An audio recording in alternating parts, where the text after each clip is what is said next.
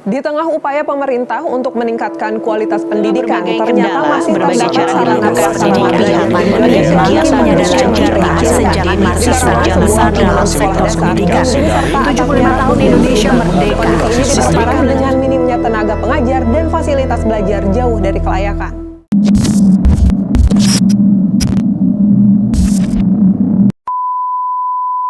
Hai. Kayaknya nggak enak nggak sih kalau kita hitam putih kayak gini? Kita ganti dulu ya. Hari ini kita akan ngomongin tentang pendidikan di era pandemi. Kalian mau dengerin nggak sih? Ya kali nggak ya.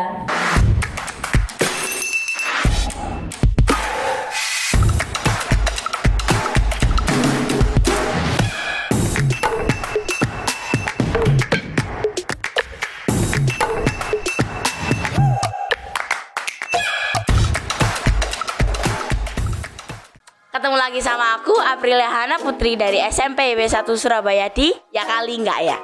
Pandemi menurut aku tuh merubah banyak hal banget sih. Dan aku yakin setiap dari kita pun menyadari perubahan yang terjadi di tengah pandemi ini. Baik perubahan yang kita rasakan secara langsung maupun perubahan yang tidak secara langsung bersinggungan dengan kita. Dan tentunya sih banyak aspek yang berubah. Misalnya nih, kayak pembelajaran daring. Dulu kita di sekolah aja kita masih kayak nggak dengerin penjelasan dari guru, kita masih celometan, kita gimana.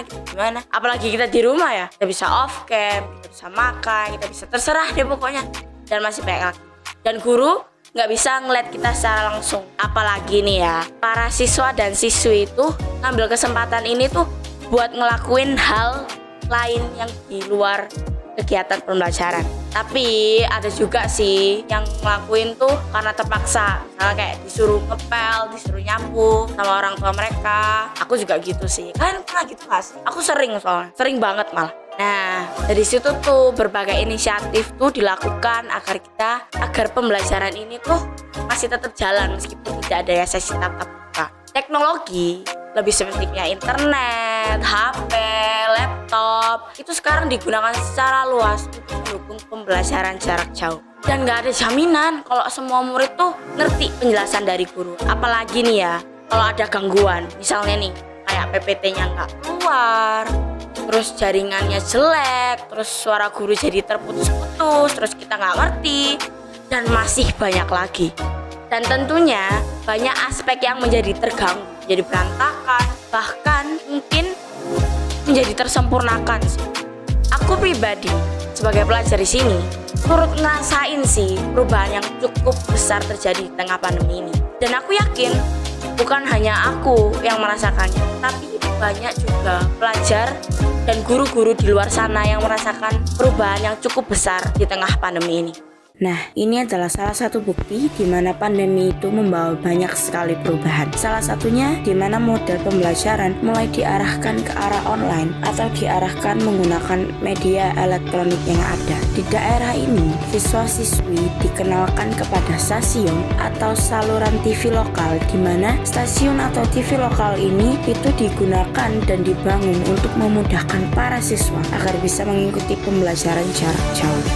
Jadi mereka tidak perlu untuk datang ke sekolah, tidak perlu bertatap muka langsung dengan para guru sehingga mereka bisa tetap di rumah saja dan tetap bisa belajar dan mengikuti pelajaran.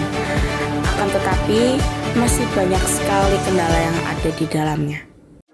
Kita sadar bahwa Indonesia tuh belum bisa dibilang sempurna di dalam hal sistem dan juga pemerataan penyelenggaraan program pendidikan.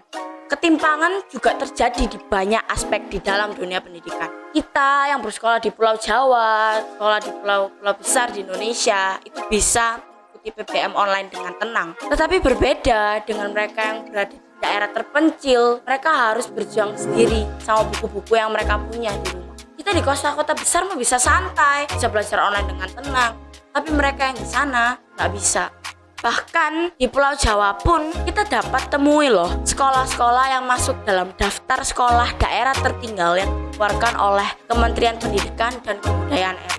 Ini adalah daftar-daftar sekolah nama daerah tertinggal yang dikeluarkan oleh kementerian.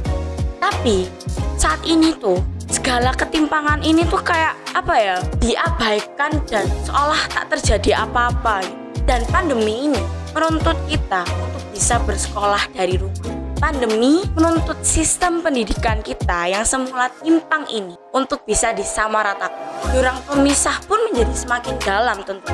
Pembelajaran daring merupakan pembelajaran yang menggunakan jaringan internet dengan aksesibilitas, konektivitas, fleksibilitas, dan kemampuan untuk memunculkan berbagai jenis interaksi dalam pembelajaran. Sebelumnya nih, kita bisa saling cerita sama teman kita di rumah atau dengan saudara kita yang berbeda sekolah sama kita. Dulu kita bisa saling cerita lah pokoknya. Sekarang kita nggak bisa saling cerita. Karena apa? Karena PBM kita di sekolah dan dengan PBM teman kita dan sekolah kita yang berbeda sekolah itu sama. Lucu nggak sih? Perbedaan yang harusnya bisa saling melengkapi tentang cara belajar mengajar dan model pembelajaran terpaksa harus disamakan oleh karena pandemi. Pelajar-pelajar dari daerah-daerah yang terpencil itu juga harus berusaha lebih daripada kita pelajar-pelajar yang ada di kota besar. Dan pelajar-pelajar yang ada di daerah terpencil itu kesusahan biasanya sih karena kurangnya fasilitas yang memadai, kayak misalnya laptop lah atau jaringannya kurang jelas atau gimana. Dan masih banyak lagi. Jadi ini adalah salah satu bukti di mana bahwa pembelajaran daring itu masih memiliki banyak sekali kendala di dalamnya. Salah satunya adalah di mana ini di Sumatera Barat, mereka siswa-siswi yang masih sekolah itu masih perlu untuk naik ke bukit hanya untuk mencari sinyal. Jadi seperti yang kita tahu, di pondok-pondok kecil mereka masih mencari sinyal untuk mempermudah pembelajaran mereka. Selain di Sumatera Barat, kita bisa lihat di sini adalah salah satu siswa Jakarta. Bahkan di Jakarta yang notabene ibu kota ya teman-teman, itu masih ada yang perlu meminjam alat elektronik seperti handphone atau mungkin alat-alat lain yang bisa membantu pembelajaran itu. Itu pun mereka masih pinjam. Bahkan mereka masih perlu bimbingan dan perlu diarahkan untuk penggunaan alat-alat elektronik itu tadi agar pembelajaran mereka bisa menjadi lebih lancar. Tapi ya itu tadi teman-teman, kendala seperti itu masih sering terjadi ternyata ketika kita memasuki metode pembelajaran daring di Indonesia. Dan menurut artikel yang aku baca ya, teman-teman aku yang ada di daerah-daerah tertinggal dan terpencil itu akhirnya makin tertinggal secara akademik karena adanya pandemi. Pemerataan penggunaan teknologi juga turut memperdalam dan memperlebar jurang pemisah. Guru juga mengalami perubahan yang cukup besar tentu, mulai dari peran mereka hingga cara mereka mengajar. Awalnya guru satu dengan guru yang lain memiliki cara yang berbeda-beda untuk mengajar. Tetapi karena pandemi ini semuanya wajib online dan semuanya disamaratakan. Contohnya nih, dulu mereka bisa ngajar pakai LCD, ada juga yang ngajak outbound, bisa belajar dari sana, ada juga yang berbaur bersama lingkungan.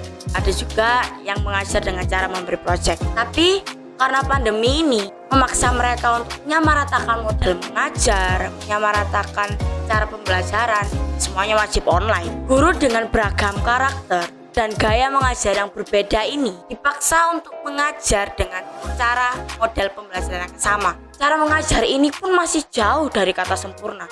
Masih perlu banyak perbaikan sih menurut aku di dalamnya. Dan masih perlu penyempurnaan di dalam cara mengajar tersebut. Guru yang berbeda-beda ini berusaha untuk menyempurnakan model pembelajaran online sekarang. Nah, di sini tuh ya persoalannya adalah apakah semua guru di Indonesia tuh udah cukup familiar sama pemanfaatan teknologi dalam PBM? Tentu saja enggak menurutku ya. Karena itulah masih banyak yang perlu ditingkatkan dalam proses penyelenggaraan program pendidikan di Indonesia. Pandemi ini telah mempersatukan gaya belajar dan model mengajar yang berbeda-beda ini dalam satu pembelajaran yang sama. Lepas dari itu semua pun, kita sebagai pelajar Indonesia yang berbeda-beda ini telah disatukan dalam satu pengalaman belajar yang sama, yaitu belajar online dari rumah. Selain disatukan dengan metode pembelajaran, keakraban siswa juga turut meningkat karena adanya perbedaan tingkat kemampuan menangkap materi pada siswa. Mengakibatkan para siswa, aku dan teman-temanku yang tadinya tidak dekat, menjadi perlu untuk menjalin komunikasi lebih intens terkait materi pembelajaran. Itu tadi pembahasan pendidikan di era pandemi yang ternyata dapat menyatukan kita. Terima kasih yang udah mau dengerin aku hari ini. Pasti kalian masih mau kan dengerin pembahasan-pembahasan berikutnya? Ya kali nggak ya? Bye-bye.